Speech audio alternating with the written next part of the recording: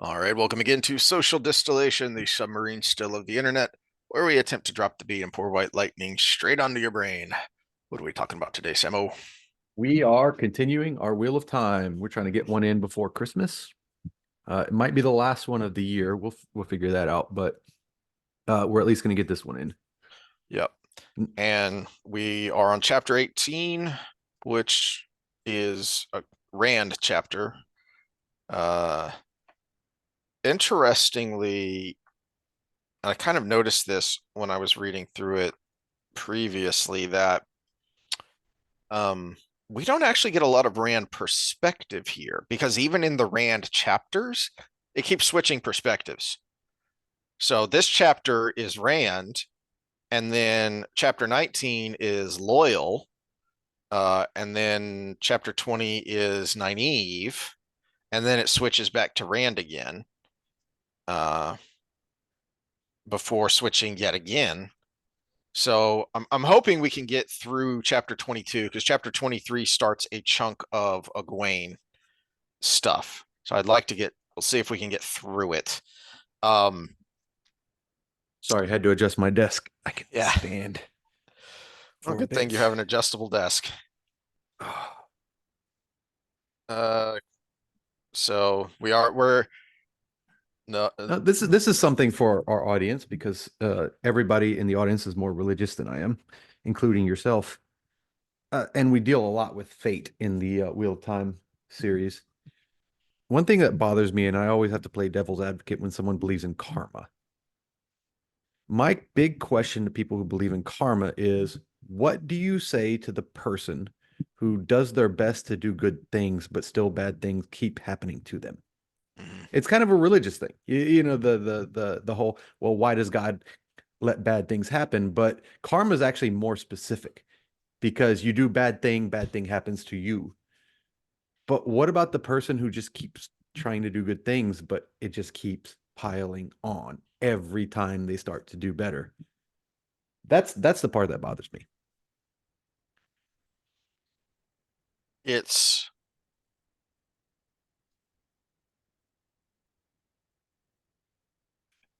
I've heard people talk about it this way, and I think this is e either what Jordan's philosophy was or what he used for this setting, which is not karma in a individual tit for tat balancing the scales thing, but that the universe tends towards balance. So we actually get that in a couple of chapters because we're going to see some weird stuff happening in Tyr when Rand goes there. And uh So that makes Matt a bad guy because he keeps getting lucky. So somebody is getting really oh, creamed on the other end. oh maybe that's Rand. Maybe. But uh part of the problem with Rand is that he can't let go of the negative. He's very much the me in this story is he can't see or even when he sees the balance, he dwells on the negative. He can't, let it go kind of the way Min is there to that's kind of her purpose is to try and help him maintain balance in himself by seeing the balance in the universe because he so dwells on the negative. uh but that's in large part because of this crushing burden that he's under. And you see that here in this opening where Loyal is trying to get Rand to give him notes, to give him more detail. He doesn't want to because the more he talks to Loyal and the more detail he gives, the more kind of he's picking at a scab. Um, because this is all under the umbrella of this crushing burden that he's under, that where he's constantly uh having these negative emotions because he's so because the negative stands out to him so brightly. uh I mean, in one of the examples, Loyal mentions here is let's see. Uh you never mention heroics except by somebody. Let's see. You never mention heroics except by somebody else. You make it all sound so everyday. To hear you tell it, the fall of Ilion was as exciting as watching a weaver repair a loom. He can't dwell on that because then he would have to bring up his list of names Mm-hmm. because Leah is on that list, and that happened at the fall of Ilion. And cleansing the true source, you and Nyneave linked and you sat and channeled while everybody else was off fighting Forsaken.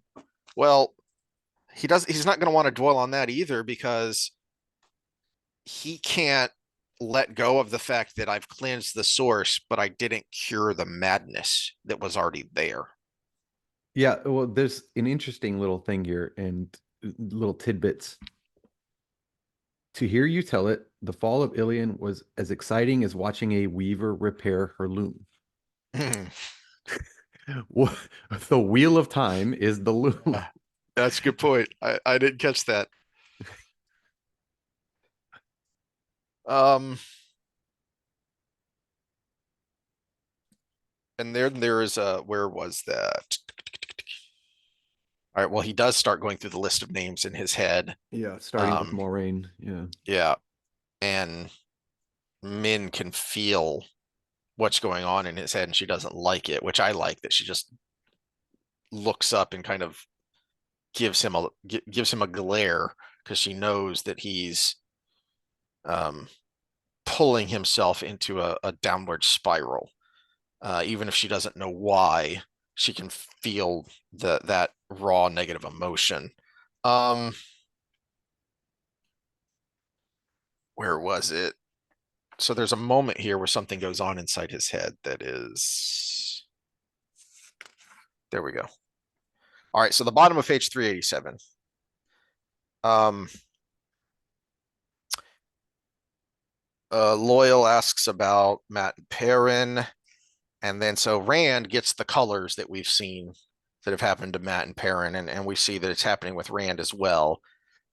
Matt's riding through a forest at the head of a line of mounted folk, arguing with a small, dark woman, and we know what's going on there. Hmm. Perrin is sitting over wine cups in a common room or tavern with a man and a woman who wore identical red coats, ornately trimmed with blue and yellow. So that's while Perrin is at the manufactory. This is what's going on. Or while he's waiting on the manufactory, this scene is going on.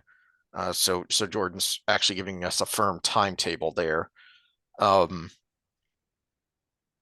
and Which then he I almost starts. wonder that's if that's why he put the colors in, was to give us timetables to stamp things Hmm, as we went through, because otherwise there's really no purpose to that but whole. I think it also connects the boys Well, it does, because but he you separated already them. had that, you know. Well, but one of the problems with it is I feel like it serves as a band-aid for not having them actually together. And as we've ranted about, it goes on far too long, and the reunion isn't as satisfying as we would like it. Uh, but we'll get there when we get there. But then I like the where are they? He thought angrily, uh, pushing pushing another appearance of colors. Um, so this is Rand being the negative, unlikable Rand of these are your best friends, bro, and your concern is I need them, and they're off for a day at the Anceline Gardens, which I think we've actually seen. Wasn't that? Yeah, that was the last Forsaken meeting. Was at the gardens. Um, but more than just the thought from the Age of Legends that comes from Lews Therin, uh, this time we have a more interesting thing that happens here, which is abruptly another image was floating uh, in his head, a man's face, and his breath caught. For the first time, it came without any dizziness. For the first time, he could see it clearly in the moments before it vanished. A blue eyed man with a square chin, perhaps a few years older than himself. Or rather, he saw it clearly for the first time in a long while. It was the face of the stranger who had saved his life in Shadar Logoth when he fought Samael. Worse, He was aware of me, Luce Theron said. He sounded sane for a change. Sometimes he did, but the madness always returned eventually. How can a face appearing in my mind be aware of me? If you don't know, how do you expect me to? Rand thought. But I was aware of him as well. Um, so uh, we've got kind of the escalation there and the confirmation of what has been going on with Rand with the dizziness and the sickness. But then also the confirmation of how it happened, even if we don't know why it happened, which is um, Luce Theron thinking again that uh, he was using their so-called true power. It had to be that. I felt nothing, saw nothing except his stream of balefire. So Luce Theron is the one who figures out that this guy was using the power directly from the Dark One, and somehow when our streams crossed, we created the Stay Puft Marshmallow Man. And then he goes nuts again. Um,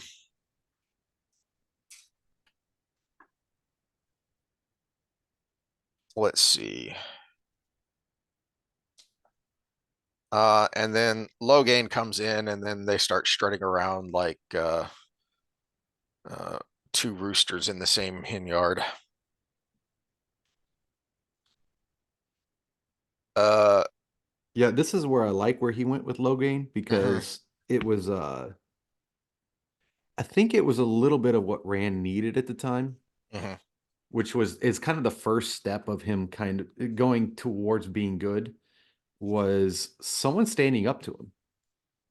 Someone slightly weaker, a little bit, but confident and Yes, accomplished to and stand up to him. standing up to him for a good dang reason, which is uh, you're ignoring the tower, and it has become Taim's. Nobody cares who you are. Most of these people have never seen you, but they know him, and they're loyal to him, not you. And that's a problem because this guy is shady as hell. Um,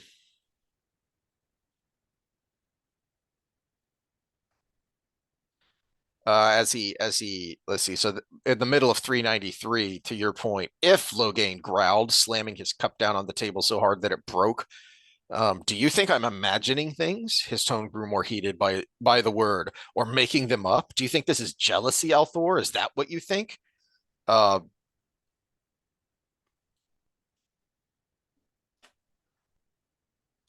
I actually, I feel like this is a miscalculation on Cadsuan's part, and I wonder if it's supposed to be, if this is purposeful on Jordan's part, because yes, she has to teach all of the Ashaman this lesson that they're still human, they're still part of the world, but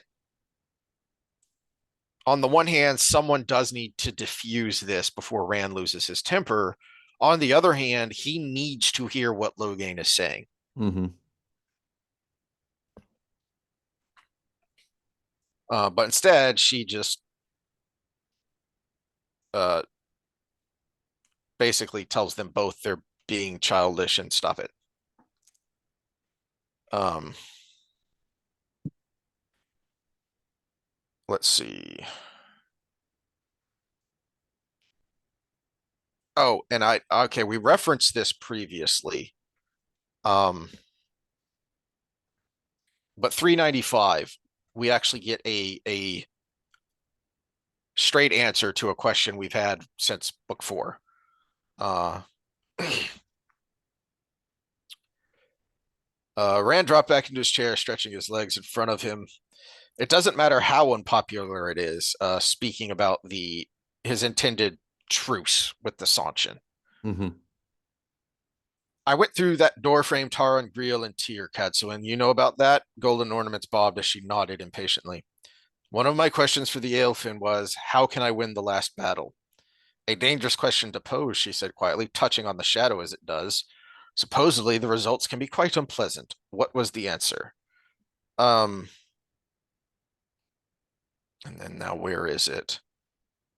Oh, well, okay. The north and the east must be as one. The west and the south must be as one. The two must be as one. He blew a smoke ring, put another in the middle of it as it expanded. I wish I could blow smoke rings. I've never figured out how to do that. Yeah, me neither. Um, Yeah.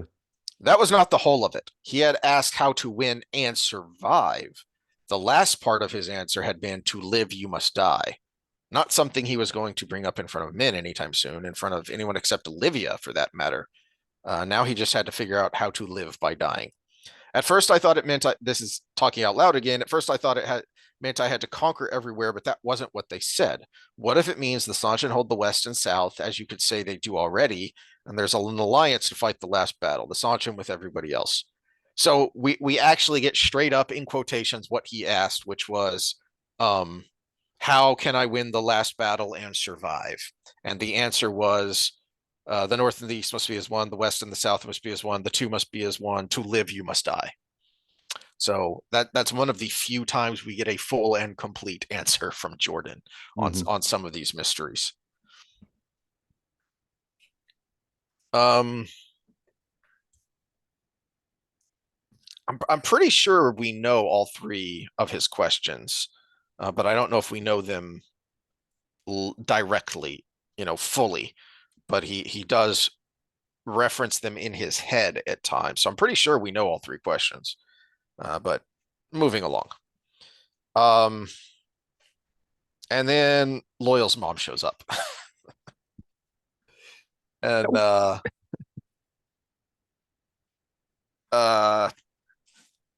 let's see. I'm trying to remember if I had any notes on this. Where is it? I love these next couple of chapters. Chapter 19 and chapter 20 are some of the best in the entire freaking series, with what happens here. Um, and I'm trying to remember if I had any notes on this specifically. Uh,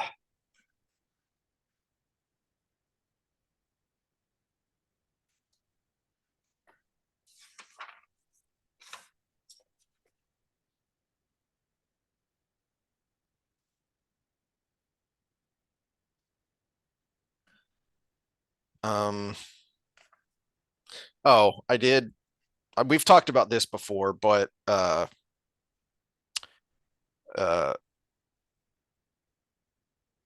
I think Logain's report of what Taim is doing in the tower, um, and because one of the things he says on 392, one of the things Logain says is that he tried every trick to learn where you are. Oh, he burns to know that. His eyes were practically on fire. I wouldn't put it past him to have had me put to the question if I'd been fool enough to meet him without company. Um, that I think it adds a little bit of um, credence to my wondering: is Grendel the one posing as Samael, as we learned from Morden in that meeting in the gardens, uh, or is it actually Taim, or is it both? Um, Or is it just because Taim accidentally acting like him? or that, yes, not necessarily purposely imitating Samuel, but kind of accidentally, because they're very similar in both personality and motivation, which is something I actually hadn't thought of uh previously. Their jealousy of Althor, their desire to be the one. Um, See, I think Taim is more like Demandrid, and I think it was mm, purposefully so because we were supposed to have that red herring the whole. Oh, that's a good sorry, point. spoiler Yeah, alerts. Yeah, yeah, yeah. You're supposed to be thinking Tamandrid this yeah. whole time. But realistically, all the guy Forsaken were kind of Yeah, like that's that, true. except That's for true. Robin. Robin was kind of like live and let die. I'm having Yeah, fun. just don't mess with my thing here. Yeah. I will absolutely pimp slap you and fight you if I have to, but I just don't mess with my thing here.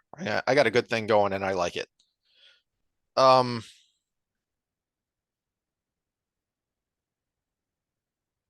all right, and then chapter 19. Um, I love all the I love all the back and forth in Loyal's own head that is going on here as he's kind of getting railroaded into this marriage of, wanting to but not wanting to. Uh, so I love that. And one of my one of my notes on page 403 here uh was maybe we should adopt Ogier marriage vows because I love the marriage vows of the Ogier. Um, where is it? Yeah, it's like you will obey. Yep. Yeah.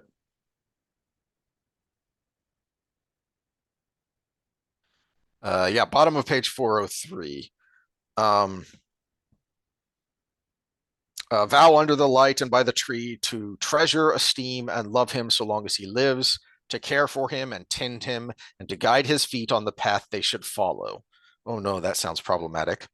Um, but that's part of the yin and yang that is so much about what Jordan is writing is, oh, that sounds misogynistic. Well, except for the fact that it is the women who decide on marriage and you don't really have a choice once the mothers have decided, that you're getting married, son, and this is who you're getting married to. It's the women that have all the, it's not that different than what you talk about with um sexual selection and the power women have, uh at least in a civilized society, um to control access to that.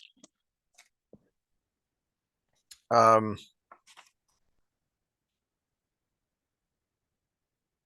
and then the Loyal's vow is slightly different, which I also like. The treasure, esteem, and love her so long as she lives part is the same as it should be. And then the slight difference of to care for her and to heed her guidance. Yeah. So she's to guide his steps and he is to heed the guidance. Mhm. I don't like those vows. I like them. It is, neither one of them are dictatorial. This is not a matriarchy. This is not a patriarchy. This is a It's partnership. a matriarchy because she guides the steps and he follows. It's pretty non-ambiguous there. Heed guidance is not the same as follow her commands. Heed her guidance, and she is to guide your steps. To me, this is saying something I talked about. I don't remember how long ago when we were talking gender roles and sexy time with Sam, of men build civilization, literally and figuratively. They literally build the stuff. Men build civilizations, but it is women who civilize men so that they can build civilization, because they restrain us from our worst impulses, impulses that can lead to toxic behavior if not focused properly.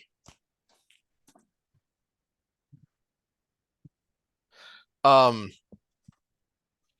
the other thing I like about this scene is the how quickly uh uh Covril has that mama bear trigger. um where is it? Down at the bottom here. Let's see. Um,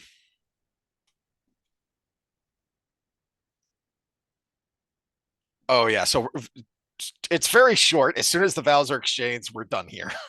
So yeah, we're all done. You're wed. Let's go home. I declare you wed. Uh, and she Calvaro compliments his mustaches and a beard.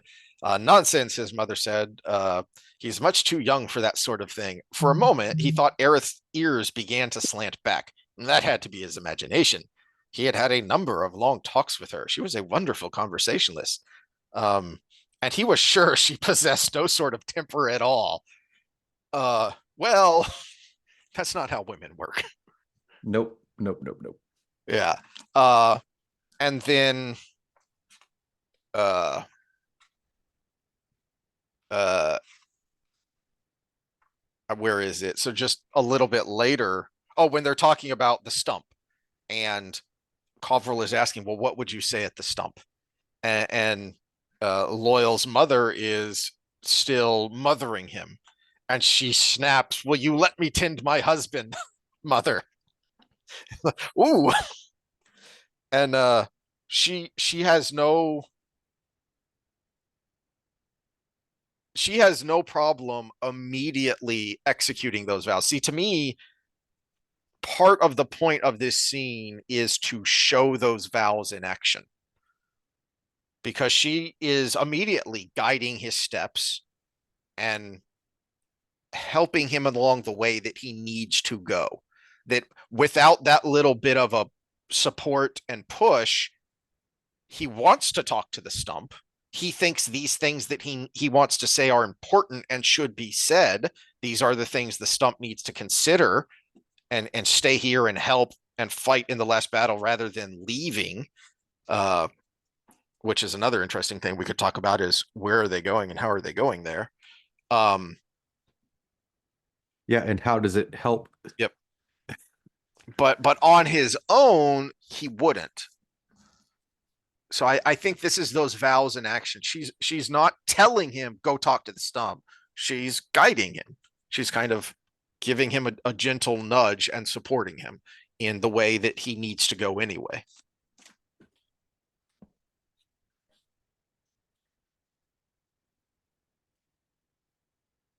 Um, Yeah, and that's something that I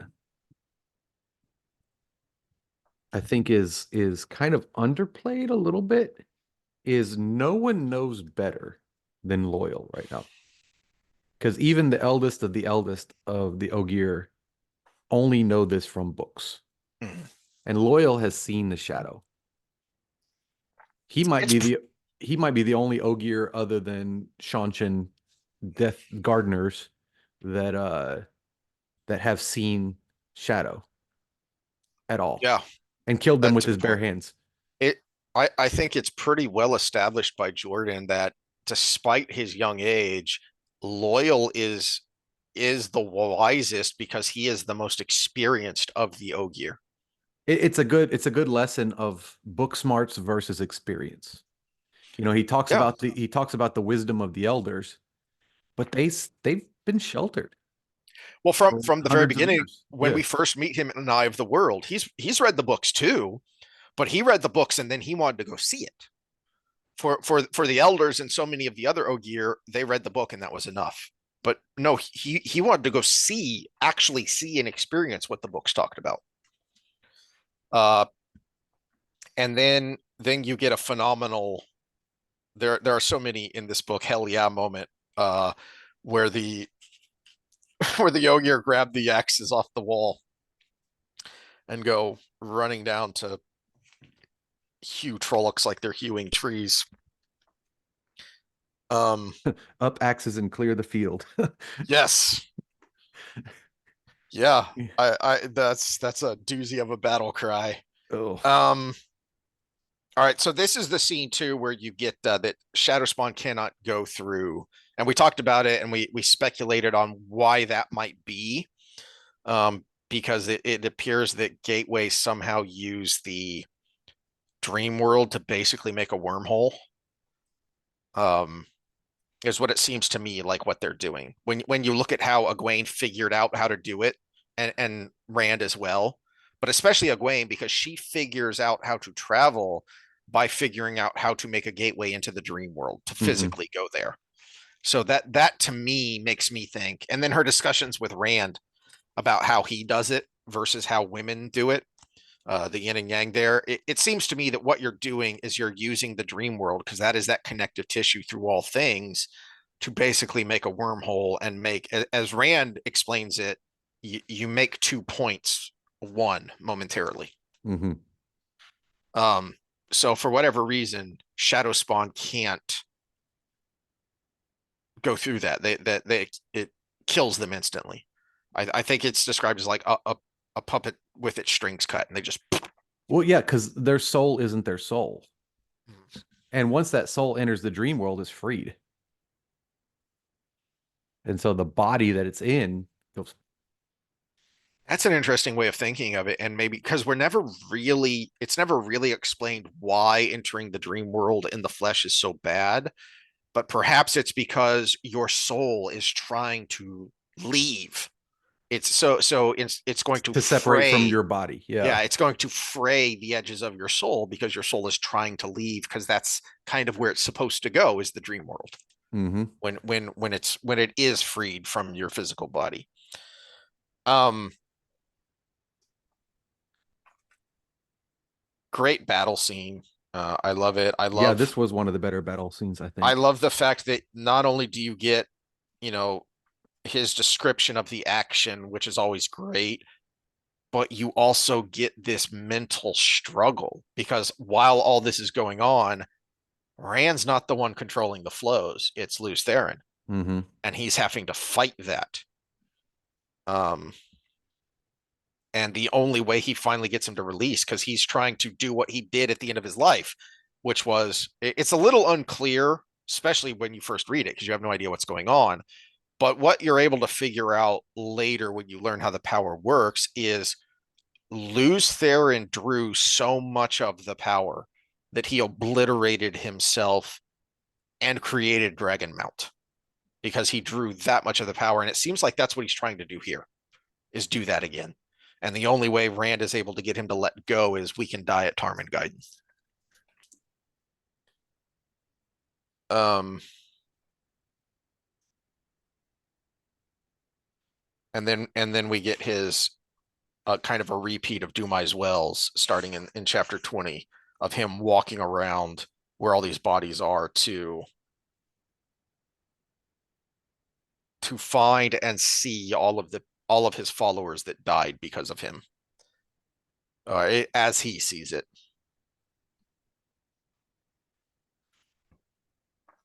Um, the other interesting thing about this is that we very quickly, um, this is one of the few times where Jordan sets up a mystery and then gives us the answer very quick, because he set up earlier in the book at the Anceline Gardens that somebody has been sending thousands of Trollocs through the ways, and Morden doesn't know where or why. And here you go. Someone has been sending them through the ways and setting up this attack. Mm-hmm. Well, what we don't know, but because Jordan is still a jerk and loves to leave things mysterious, we don't we can speculate, but we don't know who. And as Rand is thinking here on the bottom of 417 that spills over into 418, is how the heck did they track him? How did they find him? Because he's been doing a darn good job of making himself invisible, and keeping anyone from knowing where he's at. So how the heck did they trace him? Yeah, would you spoiler because well, we already know she's a dark friend. Yeah, we know, who is it? Elsa. No, no. Elsa. No, Ezra, Aaron, Aerith, something like that. It's an E. the green, black Aes Sedai. Yeah. I think she's red, actually. Was she red? No, because he killed No, her because warders. He she killed has a her warder, warders. and she Yeah. has one left. Yeah, Yeah. because she talks to him. Yep, yep, yep, yep. Um,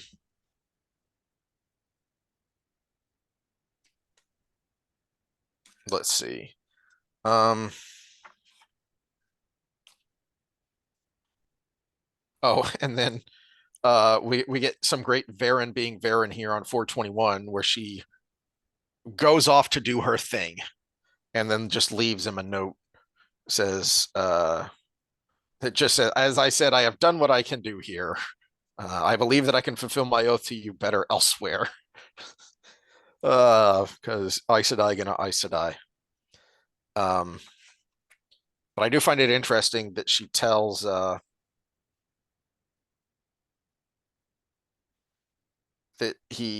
I am convinced that you can trust Cadsuin, and you certainly should heed her advice. But be wary of other sisters, including those who have sworn fealty to you. So I do find that interesting, that she's able to tell him that she trusts Cadsuin enough to be able to tell Rand that you can trust her. Hmm. Um, and then Loyal has to depart because he has to go talk to the Great Stump. And I we shouldn't brush over this because to me this departure is very much why I think we grumble about the reunion of the boys is because you have this great um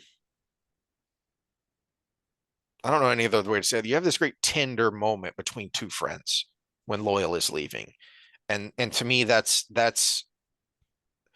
what we should have been feeling when Matt and Perrin and then finally Perrin and Rand reunite is we should have had this kind of emotion, this Well, kind of response.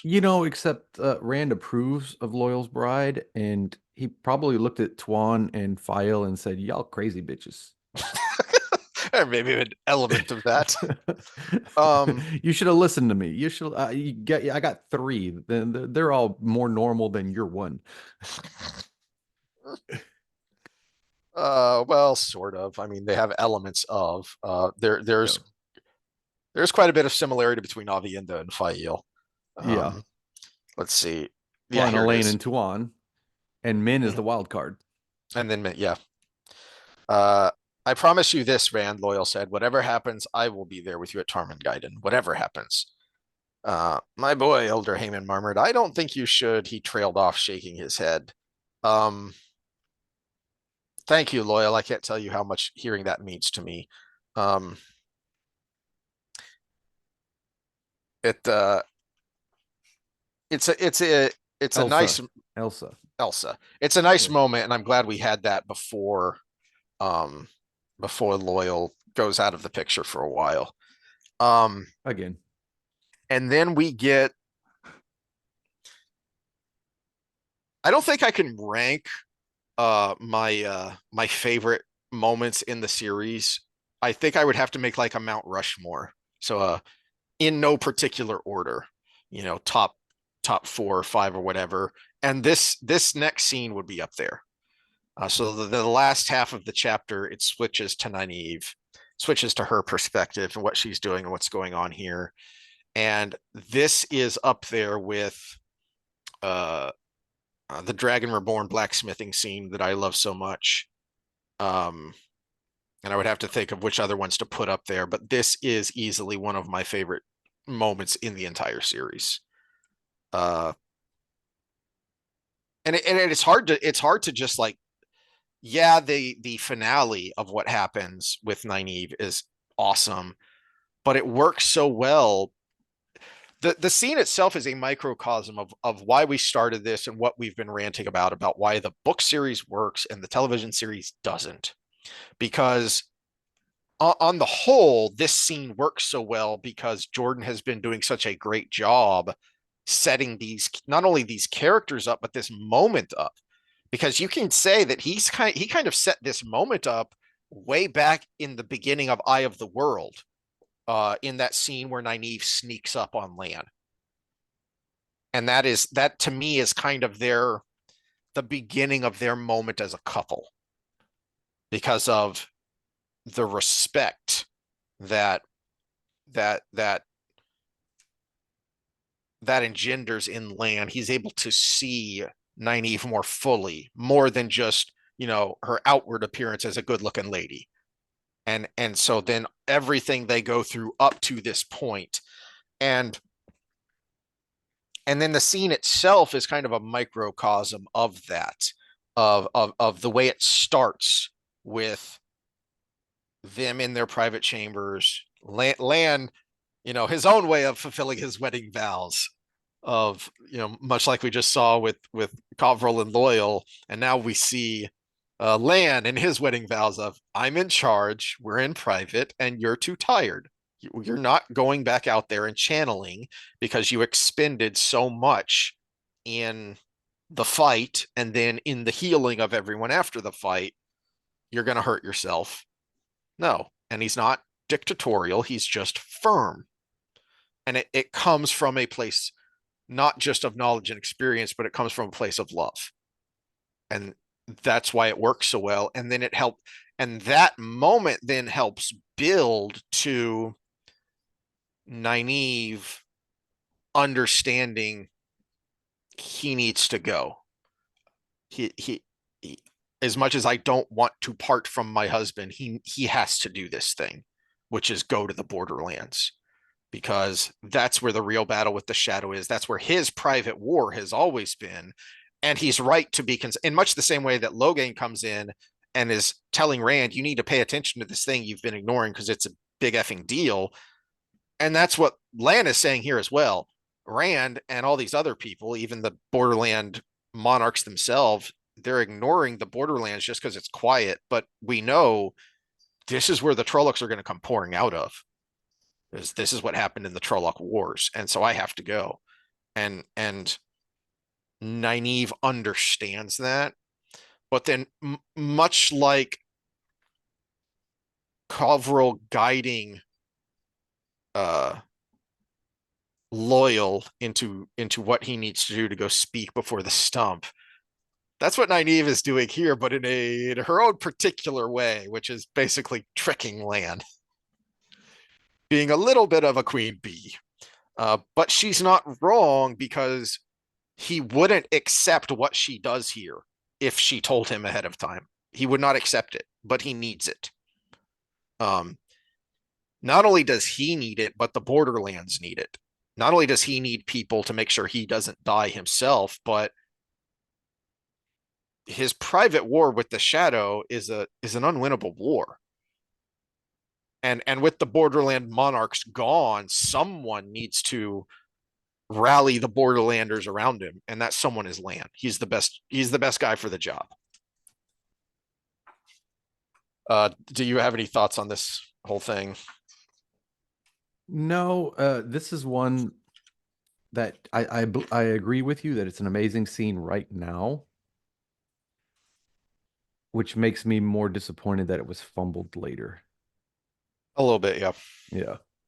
I mean, even a little fumble with a great scene is a big deal. Yeah, that's true. Yeah. Um,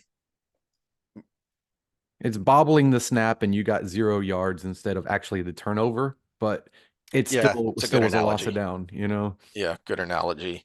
Um, it the scene also, I think it illustrates why Jordan's style is so effective, because the climax of this scene of Nynaeve walking into this inn and basically shaming this Malkiri into riding behind, joining Lan and riding behind his banner.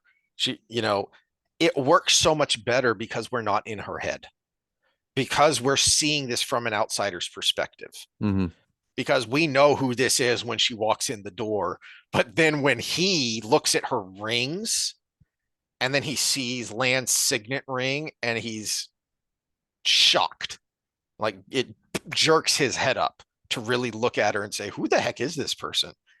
Both an Aes Sedai and wearing his ring, wearing Lan's ring of all things. It makes the scene so much more epic. All right. Uh, that is a good stopping point if we want to stop it there, or do you want to go on to these next two chapters? Because you don't look comfortable. No, let's go into spoilers. All right. All right. So we will stop it there. We're still in Rand's stuff here, but it is a great stopping point because it is a great frickin' moment. So go away if you're following along on your first read. So we're going to go into some spoilers here.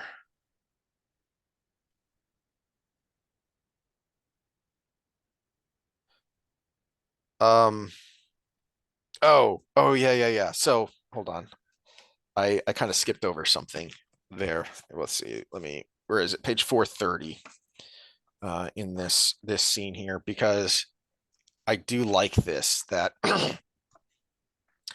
um so page 430 um is where Nynaeve gets it. She understands what Lan has to do. That this isn't a want to, this is a has to. And I think that is because, and the reason it works is, as you pointed out way back at the beginning, she is the most masculine female character, you know, and in the way that it matters, because she's clearly not the buffest. we see women who are like, what's her face? Brienne of Tarth from Mhm. uh Game of Thrones, where she's physically masculine because she's freaking huge. Nynaeve is mentally and personality wise the most masculine. So that's how she's able to get this. That's how she's able to read Lan, not just because they're husband and wife, but because she's so masculine. She understands this idea of duty and the masculine way of thinking about duty. But um they're Duty. on page 432, um when she tricks him, and you see what she's done here of dropping him off at the end of the world and making him ride the whole distance to Tarwin's Gap. She has this thought of as if any man knew what was good for him. So even though she gets it and she's the most masculine, she's still not actually a man. So there is still that female thought process of as if any man knew what was good for him. All right. So did we have much spoilery talk? Um, Uh, because I think a lot of it is we can do it. And we'll get to it late when we get to it, and some of it we kind of already talked about. Um, yeah, I'm trying to think of anything because we kind of brought up Taim and we mhm, know what happens with him if you've read the books before. Uh, which was actually one of the probably one of the biggest Shyamalan moments of the books, I think, mhm, because you really did think he was Demandred or nobody, mhm. one of the two, and you didn't expect, oh, we're gonna make new dreadlords, and you're the commander of them. You're a new Forsaken. But when you really see the scene, you're like, well, it kind of makes sense. Um,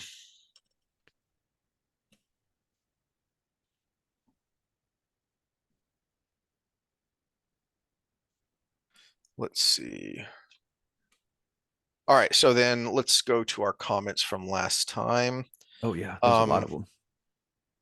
Matt could not have memories of dying from the Finns. All those people had to have been alive to go to the Finn world, with the possible exception of people who might have gone through both. The tower, everyone that enters the portal is protected by the agreements. Well, no, what Matt thinks, and I think it's pretty clear by the way it's written. This is Jordan telling us that Matt's intuition here is correct. Uh, uh, Somehow there's a connection that stays there, that they're able to continue watching and then probably continuing to watch so that they can continue to feel because they somehow feed off of those emotions. Um, Yeah, except you would get that when Matt revisits the tower. But it seems to be a brand new thing. it does. Well, we may have to kind of dissect that and dig into that a little bit more when we get to that moment when he actually goes back into the tower to confront them and see if there are any other clues to how this works. Um, Jordan's one weakness might have been his fondness for politics surrounding our characters. I think Elaine's story drags because Jordan went so in depth with the difficulties of affecting political change, which is true. If it was just yeah, an easier succession, it would have been a lot less of a drag, but it wouldn't have been as climactic. Where's the middleman is the question. that's a good point, and I think there's uh, an example of similar but contrasting, which is that's not unlike so much of Rand's story is, which is him trying to, politically get these people to follow him and do what he says. It works better with Rand though, because one, frankly, Rand is a more sympathetic character, even when he's being an asshole.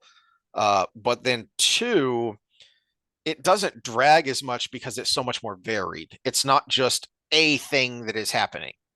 Whereas with Elaine, it's all revolves around um, her ascension to the throne, And so I feel like that is part of what makes it drag, because as we kind of complained about last time, it's kind of getting repetitive. Speaking of getting repetitive, his next comment plays into that. I think Jordan really liked creating these little short horror scenes. The Murdral nailed to the door in Great Hunt, kicking over the cookpots in the Shadow Rising, and the man Matt witnessed being quicksand. These scenes bear an affinity to the beetles coming out of in Mhm. the guy's mouth. So yeah, I think that there might be a little bit of that, just kind of putting a scene in there that makes you go in the Yeah. middle of reading something that is a little bit monotonous.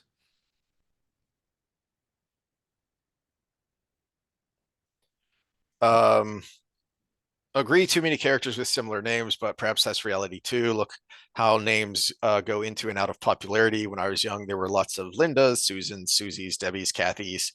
Um, Now you hardly ever meet someone with those names. Uh, Dick's another one. yeah, well, it's Uh, funny because do you remember the show The Oblongs that was on Cartoon Network for a little bit? yeah, I never It really was watched it, but it yeah. was the poor disfigured people in the poor area, and then all the rich people on the hill. And so I come from a very poor area, and I was poor growing up. But one of the things was when you go up the hill, all the girls were named Debbie. Debbie, Debbie, Debbie, Debbie, Debbie, Debbie, Debbie, Debbie. And so when I started working in the burbs, my first boot camp with all the ladies, there was three Debbies in the class. I was like, oh, it's Debbie, Debbie, Debbie, Debbie. What did there was a man, what was it when we were in college? Because just in our dorm, which wasn't that big because it was the honors dorm, there were there were a couple of names where there were like three or four girls with that name, even though it wasn't that big of a dorm. Yeah, no. And I can't remember what it was now. Well, I know with the kids I was coaching, every parent thinks they're being original when they name Mhm. their kid Connor or Jackson. And I would have four Connors in the same 8-person kid group or Mhm. something. Bubbles. The bubbles early in the series are just random occurrences of the wheel. In the later books, the Dark One is freer to operate and affect the world. More seals are broken now. Um, yeah, but in our discussion about that, I think it's more that his essence is more um it's not diluted. It's you're you're drinking you're drinking the Everclear. It hasn't been watered down yet. I don't think it's directed. He does have more um No, if it was directed, that would have been Perrin dying yeah, because that's what he exactly. needs. That's what he needs. Exactly. But he Um was able to get it in the direction. well, okay, now that's something I hadn't thought of, because the way Scott puts it, a freer to operate and affect the world. I never took it as he was freer to directly, but because the seals on his prison had weakened, he more influence was coming through. But it is possible that both of those things that he Scott referenced of because he referenced the horse scene, the sinking, the it could be that he was trying to get Matt and Perrin, but he doesn't have enough control yet to directly affect the pattern that specifically.